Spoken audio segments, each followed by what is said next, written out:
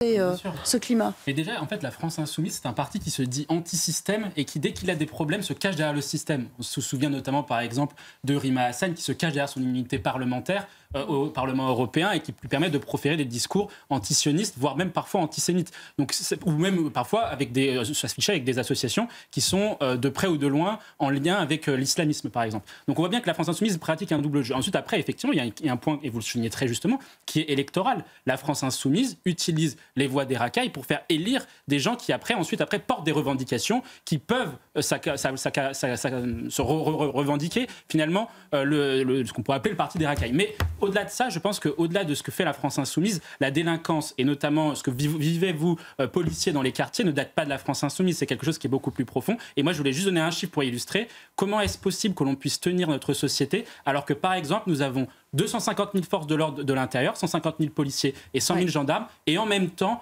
250 000 personnes qui vivent du narcotrafic directement ou indirectement dans notre pays. Quand vous avez une société comme cela, vous avez deux France, ça ne peut pas fonctionner. Monsieur le maire, d'un mot pour...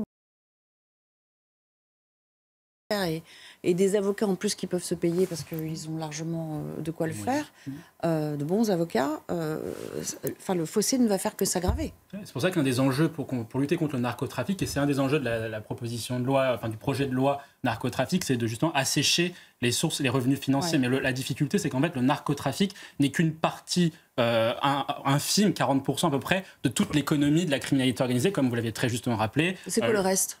Trafic d'êtres humains, ça va être trafic d'armes, proxénétisme, contrefaçon, contrebande, etc., etc. Donc on traite qu'une partie du problème quand ça s'adresse que la question du narcotrafic. D'autant plus que quand on dit, par exemple, notamment certains élus de gauche, il faut légaliser le cannabis, le trafic de cannabis, c'est une partie du narcotrafic. Donc vous voyez bien que le raisonnement qui consiste à aller juste sur le narcotrafic et le cannabis n'est pas suffisant. Mais en fait, plus globalement, il faut prendre de la hauteur sur le sujet. Et le sujet aujourd'hui, c'est que vous avez une société parallèle qui se constitue sur la base d'une économie parallèle. Donc il faut assécher l'économie parallèle, mais aussi il faut lutter sur tous les registres de ce que est une société parallèle. Cette société parallèle est marquée par deux dynamiques, la loi des grands frères et la loi des caïds. La loi des grands frères, ça veut dire que vous avez aujourd'hui dans certains quartiers des gens qui ont 25, 30, 40 ans, qui gèrent le trafic, qui gèrent également tous les lieux culturels d'un certain nombre de quartiers, en dépit ou contre parfois l'État et donc les missions régaliennes. Et puis de notre côté, la loi donc, des caïds, donc c'est effectivement toute la criminalité organisée, structurée et la délinquance. Et puis,